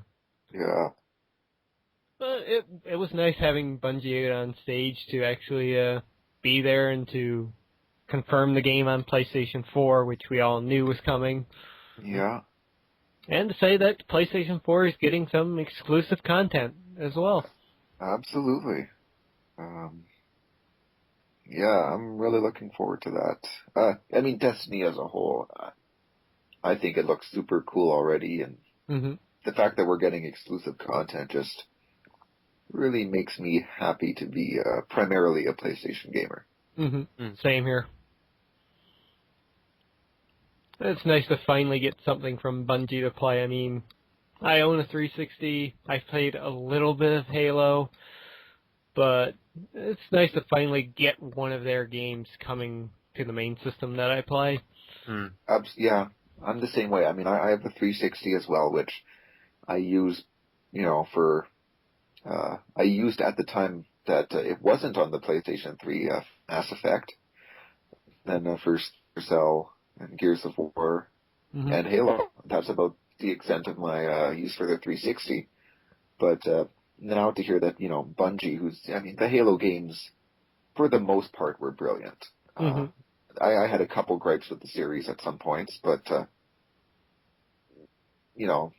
overall, I would say, yeah, Halo's a fantastic series made by Bungie. So for them now to be making a game for my console of choice, I'm very much looking forward to it because, yeah, Bungie is a great company. So. Yep. And that pretty much wraps up the games that they actually showed there at the conference. But they've confirmed afterwards that all of their first-party studios are working on PlayStation 4 games. Very impressive. Very impressive mosaic of all the company symbols. Which makes you wonder, what are we getting from Naughty Dog? Or Polyphony, for that matter, or Insomniac. Insomniac's not first-party. Oh. Their next game, Fuse, is actually multi-platform. Oh, shit. Yeah. Well, shit. I don't know what to say. There goes my little contribution I had there. I'm like, oh. Who knows? Maybe we'll try. Yeah. I tried. Points for effort, right? Maybe we'll get another exclusive Ratchet and Clank. Who knows? Maybe. But as far as third-party games go, they showed a massive developer list for it. Oh, yeah. Which included people like Rockstar, Atlas, Bethesda, Level 5, Double Fine, so many more. And many more. Was there anybody on that list that really stood out to you guys? Well, I'm so about to open up the list and take a gander. Cause, Rockstar in particular, and we could be looking at a GTA 6 after all. Not so soon. For me, well, yeah, Rockstar, of course. Bethesda, to an extent, I got a level with, I was not a big fan of the Fallout games, so if it's another Fallout, I don't know how excited I'll be for that. But I think the two for me that really stand out on this list are CD Projekt. Yeah. Well, we know The Witcher 3 is coming to PS4. Yeah, so that looks good. Plus, again, coming back to my Metal Gear Solid fandom, I'm very much looking forward to Konami and seeing what they might have in works for it. Phantom Pain, maybe. Metal Gear Solid 5. Maybe, I don't know if it's likely or unlikely, but given the release of the HD collection, I'd love to see another Zone of the Enders game. Ooh, yeah. Good point. Yeah. On that list, though, myself, I am actually looking forward to possibly a new Fallout title from Bethesda. But in terms of the Witcher makers, they're the same ones because they're doing the new Cyberpunk title, aren't they? Yep. Has it been confirmed that a current gen or next gen? I'm pretty sure it's going to be next gen. Yeah, It I'm has to certainly be at this hoping point. it will be, yeah. Because that looks incredibly impressive. Mm-hmm. I'm looking forward to that one in quite a bit. I also just noticed LucasArts. And, I mean, I'm also a big Star Wars fan, so Mm-hmm. I remember when they had showed Star Wars 1313, I believe it was. Yep. That looks really cool, so perhaps that could be being pushed onto the PS4 instead of the PS3. Or, maybe both platforms, I don't know. I'd imagine it's probably both, because I think they're coming towards the end of the development time now, I think. Mm-hmm. We've seen a lot from them. Mm-hmm. Looking at 1313, though, from what they've shown before, that has to be a next-gen title. You think? Yeah. Well, yeah. It's got a very similar dynamic to Uncharted in certain ways. I was thinking the It's same got its thing. own. It's got its own elements as well, obviously. Yeah. Being, arguably, you could call it high sci-fi in the same way you'd call some things high fantasy. So Yeah. Mm-hmm. yeah, it could be right there about it being next gen. Yeah. Mm-hmm. Looking at the list there myself as well, especially under the Japan listed developers. I'm a big JRPG fan. It's probably my favorite genre. And I am so happy under that list to see Nippon Ichi Software being included there. Because Disgaea, Hyperdimensional Neptunia, those series have been like two of my favorites over the course of the years. We also got From Software being listed there, who gave us the great Demon Souls. The game that kicks my ass repeatedly. Kicks everybody's ass. Yeah. We also got Level 5 there, who made Ni no Kunai.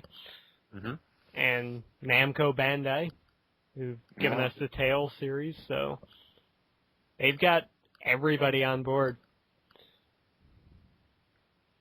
Interesting to see what kind of crop we get, yeah. Not to mention there's Activision, so, we can look forward to another Call of Duty. What? Never would have expected it. Spoiler alert. Let's see, any other developers that stand out there? We got Telltale there, so the next Walking Dead, maybe. Perhaps. Let's see. A lot of these I've kind of not heard of. Yeah. There's a lot that I haven't either, and I wasn't seeing anything about that because I didn't want to look stupid. There's always going to be so many developers nobody knows because it's either not their genre or they're so obscure. Because Sony's everywhere, so. Yeah. No, it's looking pretty solid.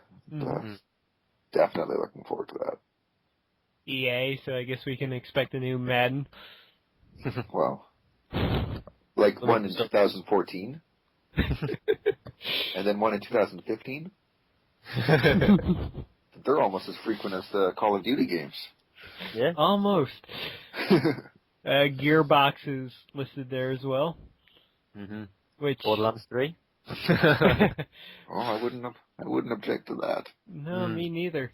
So Gearbox has been in kind of a pickle as of late with the whole Aliens game debacle. Oh God, yeah. Oh yes. Jesus. So it's hard to tell what we're going to get from them. Good point. Who knows? Maybe the next Duke Nukem game will come out for the PlayStation. That'll be like PS6. I still say that I enjoyed Duke Nukem Forever. No, I didn't. I played the demo, and that was more than enough for me to say, no, I'm skipping this game. It was so promising as well. Yeah, it was a Duke Nukem game. That's the way I look at it. I never expected anything this gen. Just a Duke Nukem game. That's what they provided. Yeah. Well, hey, Guns N' Roses released Chinese Democracy. Duke Nukem Forever actually came out, so Mm-hmm. Yeah. Well, that means, versus 13 will happen. Yes, everything has hope, even StarCraft's Ghost. StarCraft Ghost, there is hope for a Final Fantasy VII reboot and all that good jazz. We're talking Square Enix here. They'll never give us Final Fantasy VII rebooted. That's their ace in the hole. That's their, They'll probably still as long play as it. We're about to be bankrupt again. Okay, time for Final Fantasy VII. as long as they keep that in their pocket, they're always going to have people hoping. So, yeah. All right. We got a couple last little things here about the news of the show. First of, afterwards, they announced that any PlayStation 4 games will work on any PlayStation 4. Mm-hmm. So, in other words, the system will not block used games or games belonging to your friends. Yeah. So I think everybody had a sigh of relief at that one. Yeah. You've been losing out a massive amount of the market there. Mm-hmm. Which makes you wonder now what Microsoft will do if the rumors about them are true. About being always connected. I think about that idea, and it just strikes me such a terrible idea because there's that many people who only get the next game that comes out because they're able to trade in the games they already have. That's how they cycle. And if they do that, no one's going to be able to trade anything in because no one's going to want it. So they'll be missing out on a massive chunk of the kind of people who buy games. I mean, sure, some developers might be happy about that, but in the overall arc of things, well, it's going to make a lot more people angry. Yeah, it might do some more damage than actually help them. Mm-hmm. Yeah. Plus another thing, which, I mean, this isn't too common, but in my household, between myself and my sister, we have 2 PS3s. Mm-hmm. I have one for myself in my bedroom. Yeah. And she's got hers in the basement. And I mean, she'll, pro game from me, like, God of War, Borderlands, Grand Theft Auto, and play those. And so what? Now I have to buy 2 copies of those games if she wants to play them? Mm-hmm. I think that's the line that was used, wasn't it? That if you want to play a game, you want to play it anywhere, don't you? Yeah. Exactly. I want to be able to. Yeah, I want to be able to take it somewhere with you. Yeah. That's exactly it. I can't. I want to go show it to my friends and show them this cool part and stuff. But no. Now they have to go buy it for themselves if they want to see what I like about it. Oh, you have to lump your console with you. Yeah, which is kind of a pain in the ass to carry a hundreds of dollar system and you're just And speaking of showing your friends stuff, that's a nice little segue for something we kind of skipped over. And that's the social aspect that they gave with your friends watching you. I have mixed opinions of this. I'll let you go first, Buster. Well, yeah, I tried to kind of integrate a bit of the social aspect when I talked about Drive Club. But yeah, I'm not too sure how I feel. In some ways, it's super cool. But in other ways, I don't know. Gaming is kind of a private experience for me. Exactly, yeah.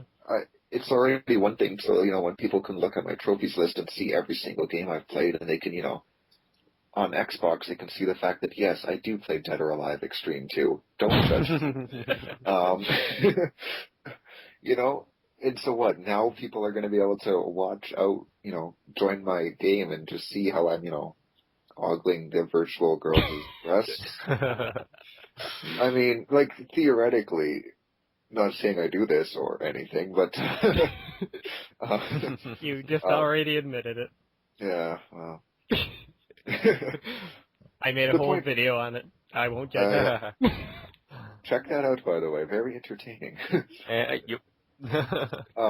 But, yeah, I mean, in some ways it's cool that, me fight the last boss in God of War, whatever, or some stuff like that, but I don't know how thrilled I am about them knowing, being able just to pop in and see, hey, what's he doing? Oh, he's playing this game. Oh, wow, he really sucks at it. That's another option. Like I said, I'm not exactly the best gamer, so I can die a lot, and at times it's embarrassing. I would imagine, though, they'll have a option for you to turn that on or off. They have to. hope so. It's another thing for me. I'm slightly anti social networking, except when it serves a specific purpose. I hate Facebook. Cannot stand Facebook. There's things that I see on Facebook that I have no interest in whatsoever. It annoys me that it keeps trying to push itself into my life. Come on, help my crops grow on Farmville. You know you want to. It's just come on, man. My Mafia Wars. Yeah, it's painful. It's actually genuinely painful. Hurts my eyes. So yeah, I have. I suppose it's just a natural aversion to that kind of thing. So hopefully they do have an option where you can just have your own individual gaming. You don't have to be, open to everyone. I do like that aspect of allowing your friends to take over if you allow them to. Yeah, if you allow them to. Yeah, that's the key thing. If you invite them to watch or something like that. Yeah. Mm-hmm. Yeah, and that's cool for like really difficult boss battles that for whatever reason you just can't beat. Mm-hmm. Yeah. And you have a ridiculously talented friend who just completely owns that stuff. So then you could give them a message and say, hey, can you beat this boss for me? Yeah. Or whatever. Mm-hmm. But then doesn't that kind of seem like cheating? In some ways, yes. But I mean, but at the same time, how many times did we do that on like the Sega, on the Nintendo? True. Yeah. How many times did I, Nintendo 64? I'm sure everybody, well, not everybody, but I'm sure a good chunk of us couldn't beat Statue Park in GoldenEye, so we asked a friend to beat it for us. Mm-hmm. Good point, actually. Yeah. Oh wow, that is going back a while. Yeah, Statue Park. That level is my kryptonite. I think the guys on IGN in their Beyond podcast, they mentioned something too. This could open up a whole new business for some people. Well, I was just paying thinking that people too. to get certain trophies for you, maybe. Well, we already sound. That sort of thing already happens in World of Warcraft, where you'll pay a certain amount, give them your account, and then they'll level your character to whatever level or whatever. Yeah. Or farm you however much gold or something like that. But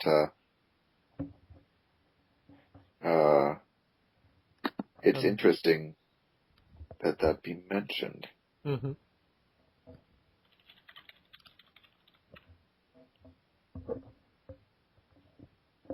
Mm.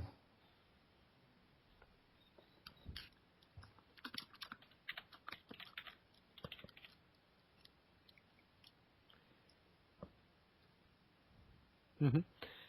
So yeah, it's going to be interesting. Absolutely. Awkward silence there. Yeah. We seem to be having a little bit of a technical issue here too at the moment. On Jester's end, it seems. Try calling back Jester or hanging up and trying again. He can't hear us. Oh yeah, that's right, he can't. Whoops. Okay. I'm just going to stand here speaking until he does what I say. Mental connections. So now to fill this awkward silence, X is going to sing for us. Nobody wants to hear that. Come on. Many times in my videos. Okay, good. He's back. I think. Maybe. Technical issues. There we go. Okay, there we go. He is back. He is back. I'm back. What have I missed? Fear not, ladies and gentlemen. Fear not. Jester has returned. I have returned. I do not know what has happened at all with my headphones, but I've had to switch over to my PC speakers. All right. Well, yeah, you didn't miss too much. We just discussed the possibility of a business emerging from letting people finish games for you in the sense that, the trophies it could unlock and whatnot. Ah, I see. So, like, people charging for completing a game for you, kind of thing. Yeah. If you say, I can't get this platinum. Do it for me, and I'll give you $50. And like I had mentioned, we already see that with people, like I know World of Warcraft is big for that, where you can pay guys to level your character or whatever. And, really? there was actually a report or program done on that on TV here. And I've never done it. I would never pay someone to finish a game for me. But it's, the fact that, it's already been done in some places, but see, those ways, it requires you to give out your password and account info. With Sony, though, well, if you can just join in and finish your game for you, I wonder how that would work. Without, you don't have to compromise any information to do it. Yeah, just probably adding them to your friends list, that's it. Yeah. That's a very good point. Mm-hmm. I wonder if I can get into that business. I'm not that good. Yeah, no, I'm not good enough to make a living on that. Yeah, me neither. Okay, so that pretty much wraps up what we were shown and everything. So we're going to move into a little different segment here, just to wrap things up for this. And that's each of us are going to give a one win and one fail about the show. And Yes. Big Boss, you're going to start us off by giving us your win and fail. All right. Well, my win for it, well, I have two. I'm going to go with the one. I'm going to go with the one that I think is more exclusive to myself, and that comes back to Diablo 3. Like I said, I freaked out when I heard that music, and I think it's super cool that that's going to be coming to the PlayStation 4.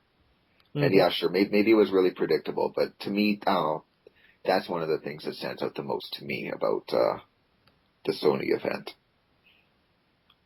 Okay, and your fail? My one fail is the console wasn't shown. And I still remember when the PS3 was announced, they showed us the console with that ugly boomerang. And and I believe it was originally silver. And and it had the Spider-Man font and everything like that. Mm-hmm. They showed it. The key being that, they showed it to us. And, it's pretty minor. At least we got the tech specs. And like you guys said, now it gives them time to figure out, which prototype they actually want to use as the console. Mm-hmm. But they did show the controller, though, which was a key point. Yeah, they did show that. Yeah, exactly. So, it's kind of a minor detail to me, but that's the biggest fail I could come up with myself. Mm-hmm. All right, Jester, your win and fail? Well, my win, rather predictably, is Quantic Dream's presentation of just what level of graphics are now available. That's just immense. I still can't wrap my head around it quite properly. My fail, that's a trickier one, because much like Big Boss, there's not too many to pick from. I suppose I'll go with something, again, that's a bit closer to my own opinions of things, because I'm still not keen on the whole how much social networking is being included. I'm a bit unsure about that. Okay. As for me, it's oddly surprising neither of you picked either three of the wins that I came up with. Though I guess there were so many. Yeah. Out of the three I have here, I'm simply going to go with Fire. Fire is my win from this press conference. Or rather, the fire effects that were shown in both Killzone and Deep Down. The fact that it looked so realistic from what they showed. Point, yeah. So yeah, that's my win by far. As far as fail goes, I'm going to be extremely nitpicky here, and that's going back to Square Enix and just reusing that footage from last E3. It's like, you've had time with the console and everything. You could have given us something a bit newer. Yeah. Or just, not bothered. Yeah, or that. So, yeah. Well, Square Enix being Square Enix, I suppose they had to show the face, at least. Yeah, I guess that's true. Mm-hmm. So, yeah, that's my win and fail there. Something else that wasn't given at the show, and that's a price for the system. So, yeah. So now that we've seen all the specs and seen some of the games and everything, let's kind of speculate on the price here, on what we think it's going to be around. I would guess myself that it'd probably be, as far as the US dollars go, probably around $500 or so. Okay. I'm not sure how that transfers over to our market. I'm pretty sure that we would be paying a little bit more for that in Canada. Mm-hmm. And then I have no idea how that translates over for the European market. Yeah. Well, it's pretty much the same for U.S. and Canada anyway. If they give one price, we get the same. I've heard otherwise, though. Oh, true. But the Canadian dollar is pretty much on par right now, so... So, fingers crossed. There may be different tax brackets that apply, perhaps, though. Mm-hmm. Yeah. What about you, Over Jester? here, if it were to be a straight conversion from $500 to over here, I think that'd put it around the £400 mark. But with a few things in mind, that these companies make a loss on the console and make it back on the software. And looking at previous prices from previous models, I wouldn't be surprised if it was actually £500 here. Really? Yeah, me neither. Well, it's essentially a supercharged PC, and the PC I currently use was £700, so Mm-hmm. I don't know. Yeah. As for me, I would kind of agree with those prices, but in this market today, Sony's going to need to be competitive and everything, so I think I'm going to stick with my predictions earlier on and say it's going to be around $400 Canadian dollars. The $399 mark is the sweet spot. So yeah, maybe $450, but I can't see them going over $500 for this. I really can't. If they want to be competitive and sell systems, they can't really do it anymore. Yeah. I mean, if you look at the way, PS3 had a very tough launch, and then look at the Vita, look at the 3DS. Mm-hmm. Having expensive consoles doesn't help. So hopefully, with any luck, that we'll see something under the $500 price range. Mm-hmm. Hopefully so, yeah. I mean, I hope that's the case, but maybe I'm being skeptical. Mm-hmm.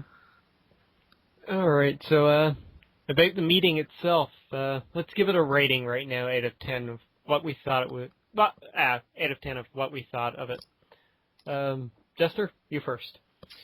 I'm going to give it a solid 8. I think there were some really good presentations, really good details on what we're getting, even if we weren't showing the final product of the box itself. Or sorry, the Square Cross. But it loses 2 points from Square Enix's repetitiveness and my personal opinion that the Diablo, the Blizzard presentation was a bit It didn't really move me. But I'll give it a solid 8 out of 10. I'd give it a solid 8 out of 10, personally. Okay. Big Boss? I too would also give it an 8 out of 10. I mean, it was a very solid presentation. The presentations overall were done well. Mm-hmm. And then, yeah, of course there were some faults. Yeah, sure, we didn't see a console. We didn't get a price. Square Enix did the same thing. And then, yeah, I mean, it certainly wasn't perfect by any means, but overall, still a very good presentation of, what's to come. And it definitely got me excited. So I'll give it a very, solid 8 out of 10. Mm-hmm. Yeah, I agree with you guys. 8 out of 10. Good conference. Some faults, but overall, it got me excited for the system. Yeah. Oh, yes. Mm-hmm. So, with that in mind, last little question here. Launch day, buying or not? No. I'm not going to be able to afford it. Oh. Well, Hell yeah, motherfucker. I'm definitely getting it launch day. No doubt. Well, I shouldn't say I'm definitely getting one. I'm going to try to get one. Mm-hmm. Bearing in mind that I am not standing in line for it. In the cold, waiting for days. I'm going to wait. I'm going to see how some of the features impact, and then I might. Mm-hmm. As for me, definitely getting it on launch day, and most likely standing in line to get it. However, I'm going to pre-order mine from the EB Games located in the mall, so I'll be inside standing in line. Yeah, I'm going to try to pre-order it and skip standing in line, because most likely I'll be in school at that time, plus Alberta is cold at that time of year. So is Newfoundland. Holidays are cold, man. I don't want to go outside my igloo.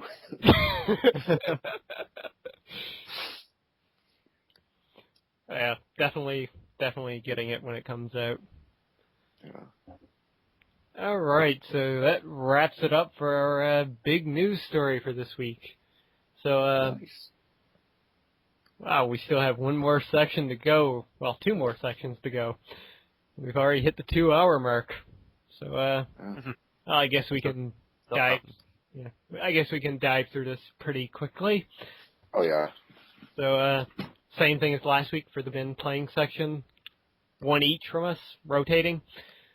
Certainly. Okay.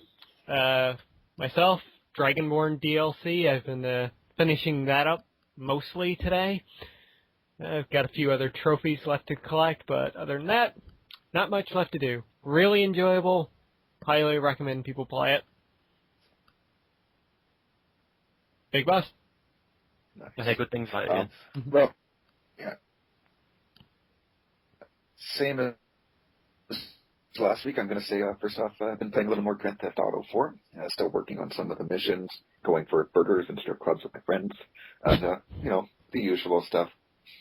Mm-hmm. Still thoroughly enjoying it, so, yeah. Mm-hmm. Jester?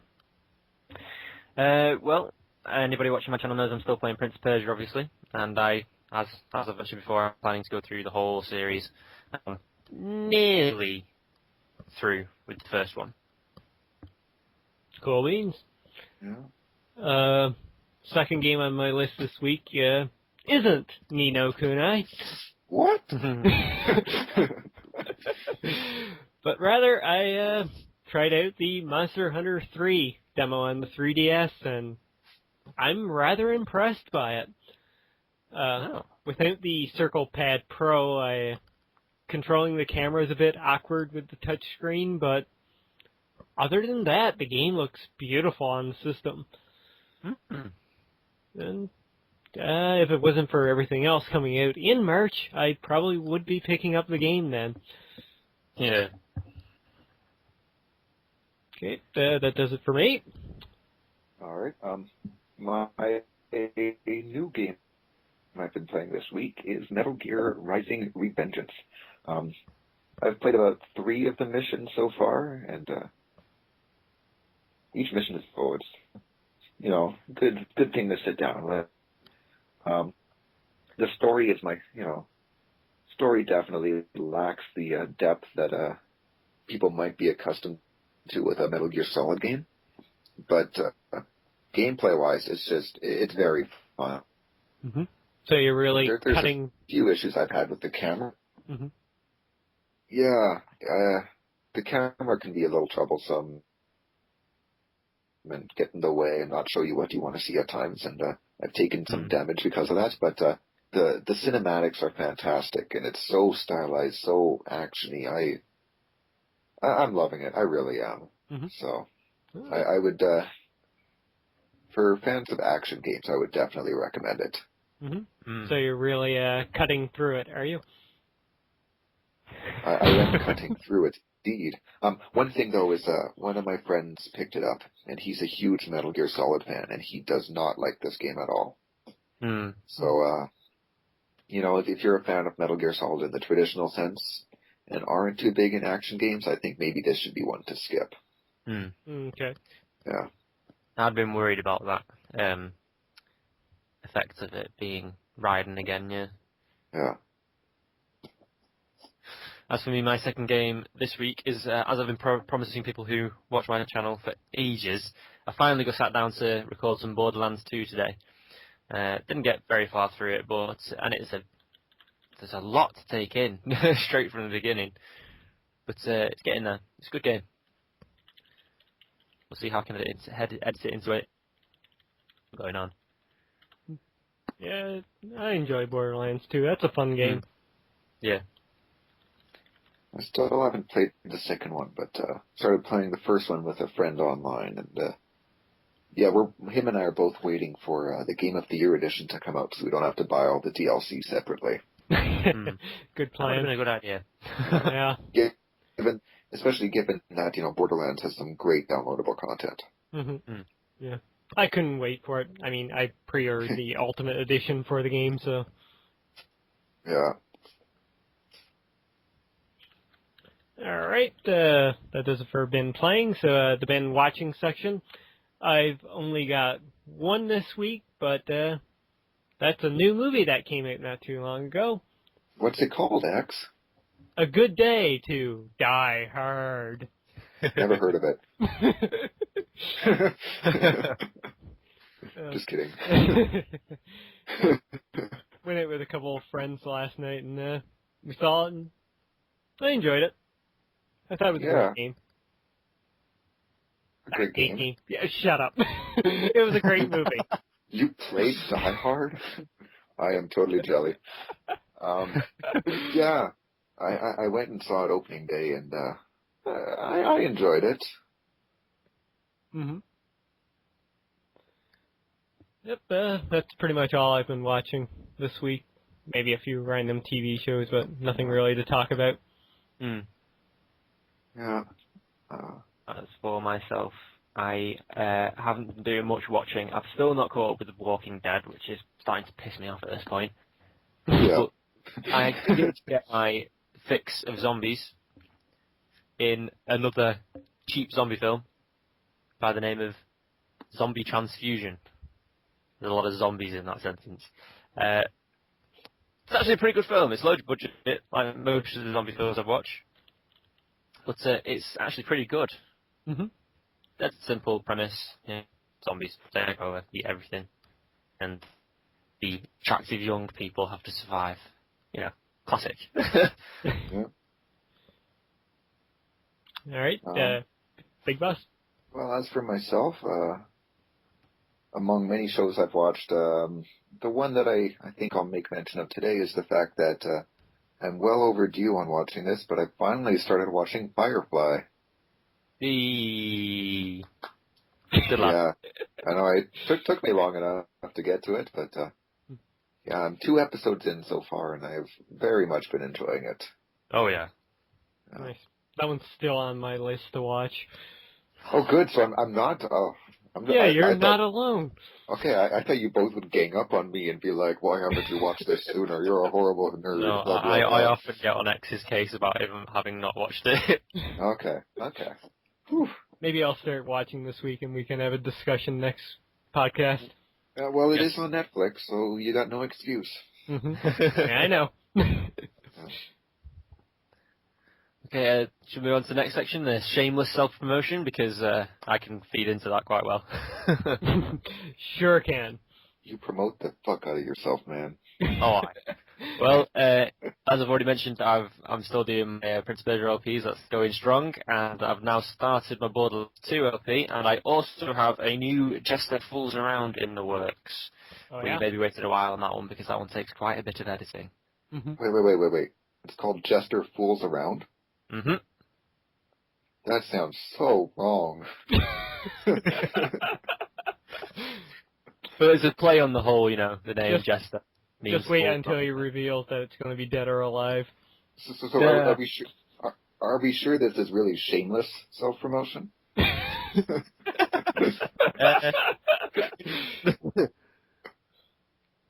I'm just messing with you, of course. Well, that's me, yeah. You have anything to promote, Big Boss? Well, as always, I don't do anything on the internet other than the fact that you can follow me on Twitter with my Twitter handle, as X will be displaying throughout this video, as the_Highwind32. And, that's it for me. I'm pretty boring like that. As for myself, still doing Transformers videos every day. Same with Skyrim 3 times a week. But I've started a brand new Let's Play there just the other day, going retro once again with Donkey Kong Country, the original. Snap. That is old school. Indeed. It is old. It's been very nostalgic for me watching you play that. Well, I'm glad you're watching. I mean, I've been monkeying around with a few ideas for a new Let's Play, so when was that one? I'd give you the slow applaud, but clapping is very loud when caught on mic like this. Mm-hmm. Yeah, sorry. We had a little bananas on that one, I know.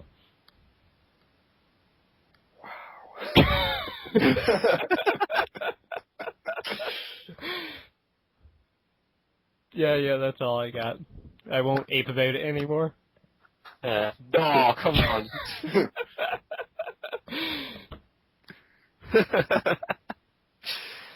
Okay. Alright, before I could do anything more in regards to puns, as always, guys, if you got any questions or comments for us, you can hit us up on Twitter or down in the comments section below.